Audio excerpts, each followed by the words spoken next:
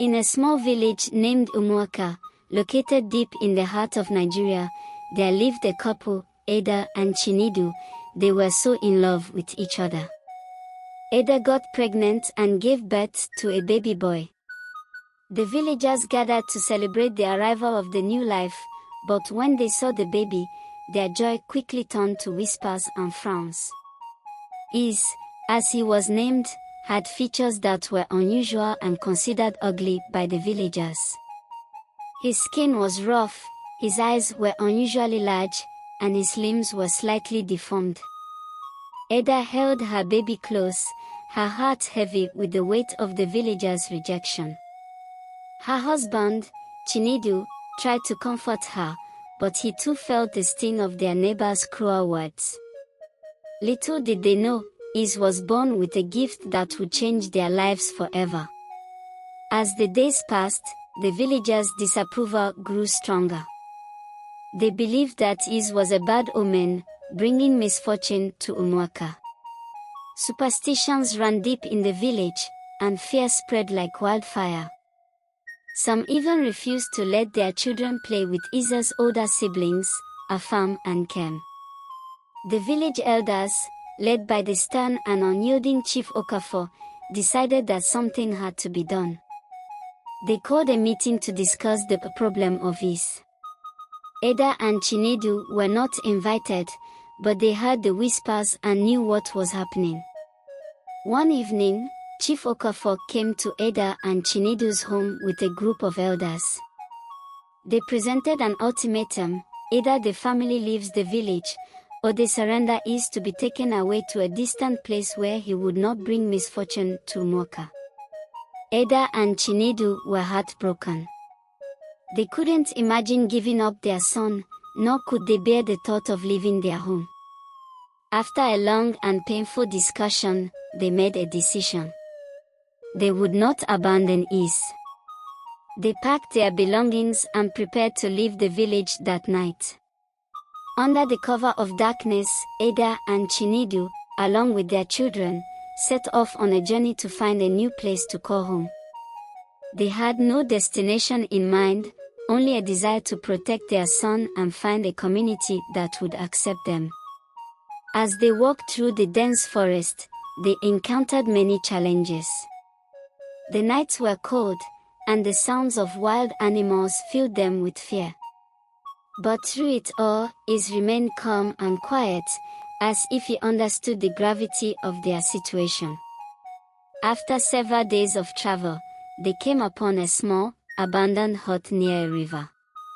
Exhausted, they decided to rest there for a while.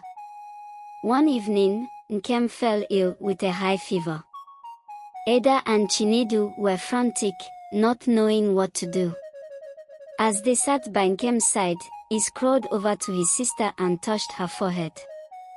To their amazement, Nkem's fever began to subside almost immediately.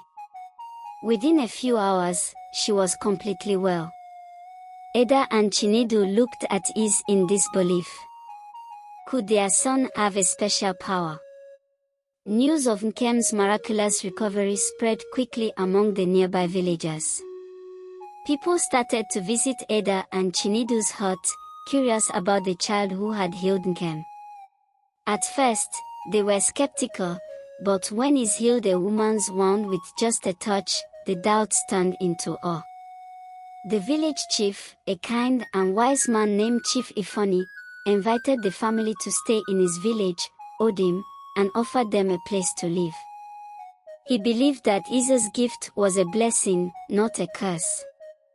The family settled into their new home in Odim. The villagers were welcoming and kind, and Ada and Chinedu felt a sense of peace they had not known in a long time. Isa's abilities continued to amaze them as he healed more and more people. Afam and Kem made new friends, and Ada and Chinedu started to feel that they had finally found a place where they could belong. They still missed Umuaka, but they knew they had made the right choice for Is. One evening, as Ada was putting Is to bed, an old woman named Mama Uche visited their home. She was known for her wisdom and often had visions of the future. She told Eda and Chinedu that while Iza's powers were a great gift, they also came with great danger. Mama Uche warned them that there would be those who would seek to use Iza's powers for their own gain.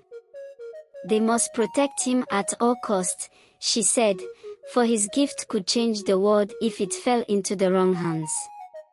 A few months later, a stranger arrived in Odim. He was a tall man with piercing eyes and an air of mystery about him. He introduced himself as Obina and claimed to be a healer from a distant land. He had heard of Iza's abilities and wanted to meet the boy. Chief Ifoni welcomed Obina and invited him to stay in the village for a while. Eda and Chinedu were cautious but decided to trust Chief Ifoni's judgment. Obina observed Is from a distance, watching as he healed people with ease. One day, he approached Eda and Chinedu and asked if he could test Iza's abilities. He presented a challenge. A young boy in the neighboring village was gravely ill, and none of the healers had been able to help him. Obina wanted to see if Is could save the boy. With heavy hearts, Eda and Chinedu agreed. They traveled with Obina to the neighboring village, where they found the boy lying weak and pale. Is touched the boy's forehead, and within moments, color returned to his cheeks. The boy sat up, smiling weakly. Obina was impressed, but there was a look in his eyes that made Eda uneasy. As the days went by, Obina spent more and more time with Is. He claimed he wanted to teach the boy how to control and enhance his powers, but Eda and Chinedu couldn't shake the feeling that there was something more to his interest. One night, Eda overheard a conversation between Obina and Chief Ifoni. Obina was urging the chief to allow him to take Is on a journey to learn from other healers. Chief Ifoni was hesitant, and Eda's heart raced with fear. She knew they couldn't let Is leave. Eda and Chinedu confronted Chief Ifoni and Obina the next morning. They expressed their concerns and their desire to keep Is safe. Chief Ifoni listened and ultimately decided that Is would stay in Odim. Obina, disappointed but not defeated, left the village. But Eda knew this was not the end. She sensed that Obina would return, and she and Chinedu vowed to protect their son no matter what. A few weeks later, Eda received a message from Mama Uche. The old woman wanted to meet with her in secret. Eda went to Mama Uche's hut that night, leaving Chinedu to watch over the children. Mama Uche revealed that she had had another vision. Obina was part of a powerful group that sought to control and exploit gifted individuals like Is. They believed that Iza's powers could be harnessed for great wealth and influence. Eda's heart sank as she realized the true danger they were in. She thanked Mama Uche and hurried home, determined to keep Is safe. Eda and Chinedu knew they needed a plan to protect Is. They decided to train him to use his powers discreetly, teaching him to hide his abilities from strangers. They also fortified their home, preparing for the possibility that Obina or others might come for Is. They enlisted the help of trusted friends in the village, forming a close-knit group that would watch over Is and keep him safe. One night, just as Eda had feared, a group of men attacked their home. They were led by Obina, who had returned with reinforcements. Eda, Chinedu, and their friends fought bravely, but they were outnumbered. Is, sensing the danger, used his powers to heal and strengthen his family and friends. With his help, they managed to fend off the attackers and drive them away. The attack left the village shaken, but it also brought the people of Odim closer together. They realized the value of Iza's gift and vowed to protect him at all costs. Chief Ifoni called a village meeting and declared that anyone who threatened Is would be considered an enemy of Odim. The villagers pledged their loyalty and support, determined to keep it safe. Life in Odim slowly returned to normal, but Ada and Chinedu remained vigilant. They continued to train Is, teaching him to control his powers and use them wisely. Is grew stronger and more confident, but he never forgot the danger that lurked beyond the village.